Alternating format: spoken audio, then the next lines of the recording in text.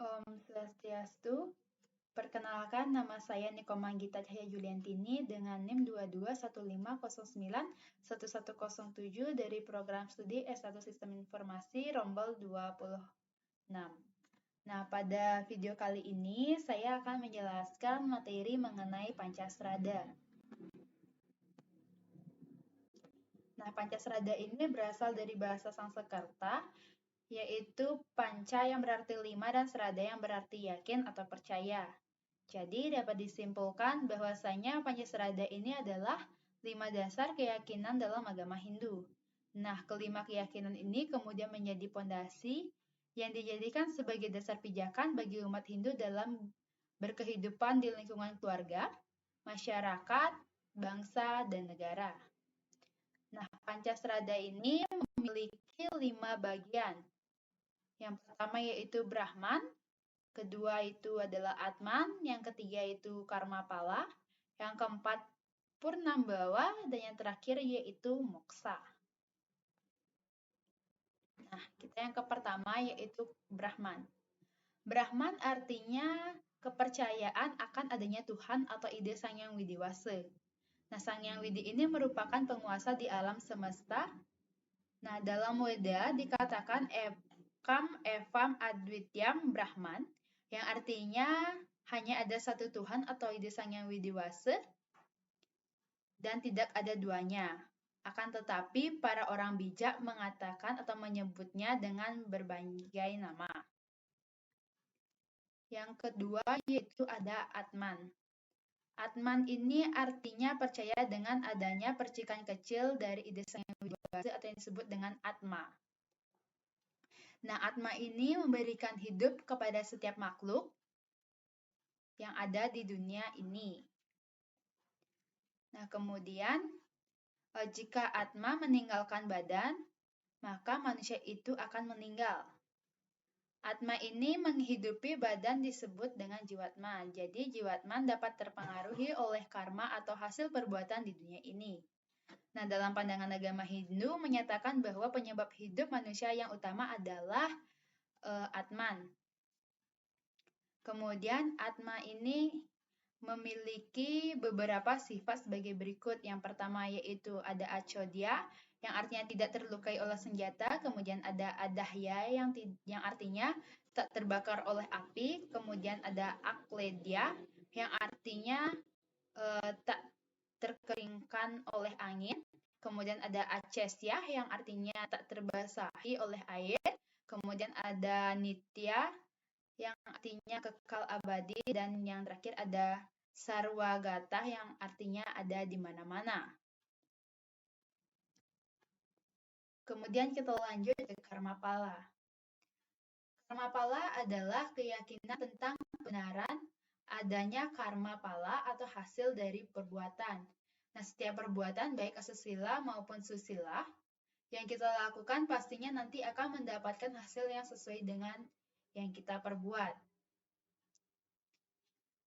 Nah, di dalam agama Hindu, Karmapala ini diklasifikasikan menjadi 3 bagian. Yang pertama yaitu Sancita Karmapala, yang artinya hasil perbuatan dari kita yang terdahulu, yang belum habis dinikmati dan masih merupakan benih-benih yang menentukan kehidupan kita yang sekarang. Yang kedua yaitu ada Prarabdha Karmapala, yang artinya perbuatan kita terdahulu, yang artinya perbuatan kita pada kehidupan ini tanpa ada sisanya.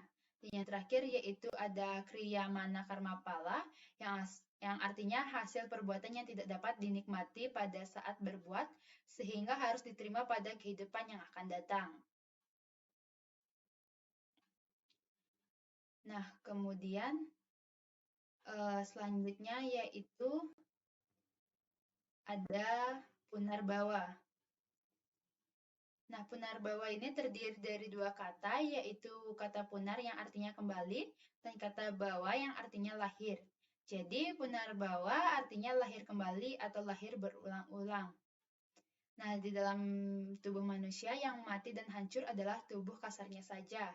Atma akan dilahirkan kembali dengan mengambil wujud baru sebagai makhluk hidup baru. bisa lahir sebagai manusia atau makhluk lainnya tergantung karma palanya di masa lalu. Nah, kelahiran inilah yang disebut dengan purna bawa. Kelahiran ini disebabkan oleh karma di masa kelahiran yang lampau. Jangka pembatasan dari samsara atau karma pala tergantung dari perbuatan baik kita di masa lampau yang akan datang dan yang sekarang.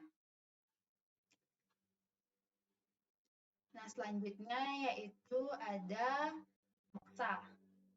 Moksa artinya adalah meyakini tentang kebenaran adanya moksa.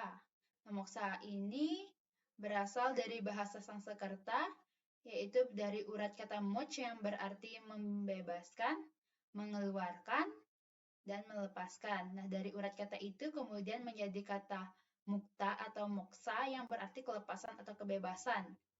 Jadi yang dimaksud dengan moksa adalah terlepasnya atma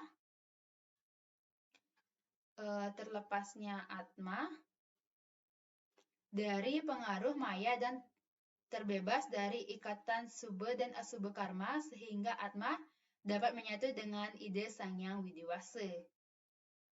Nah, kemudian moksa ini memiliki beberapa tingkatannya. Jika dilihat dari segi bekas yang ditinggalkan, maka moksa dapat dibedakan menjadi 3 tingkatan. Yang pertama yaitu kelepasan yang masih meninggalkan badan bekas berupa jenazah atau badan kasarnya. Yang kedua yaitu ada adimoksa, yaitu kelepasan dengan meninggalkan bekas berupa abu. Dan yang terakhir yaitu paramamoksa, yaitu kelepasan tanpa meninggalkan bekas atau moksa tanpa meninggalkan bekas. Nah, kemudian jika dilihat dari segi keadaan yang dicapai atma, maka moksa dapat dibedakan menjadi 3 tingkatan. Yang pertama itu ada jiwa mukti, yaitu moksa yang diperoleh semasa masih hidup, di mana atma manusia tidak terpengaruh oleh gejolak indria dan maya. Yang kedua, ada wideha mukti, yaitu moksa yang dicapai oleh manusia semasa hidupnya, di mana atmanya telah meninggalkan badan wedangnya atau jasadnya, tetapi roh yang bersangkutan masih terkena pengaruh maya yang tipis. Dan yang terakhir yaitu purna mukti, yaitu moksa yang paling sempurna, di mana atma manusia sudah bisa bersatu dengan Brahman. Nah, moksa ini dapat diperoleh setelah meninggal.